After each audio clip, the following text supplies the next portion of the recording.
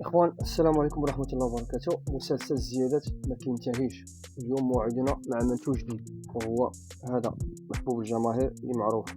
هذه ديال 80 76 زائد 4، يعني فيها 8 قطع. هذه كانت 102 درهم فاصلة 50، يعني 2050 ريال، واليوم صبحات 114 درهم، يعني 2280. يعني كاين هنا زيادة ديال 11 درهم فاصلة 50، يعني زدت فيها 230 ريال دقة واحدة.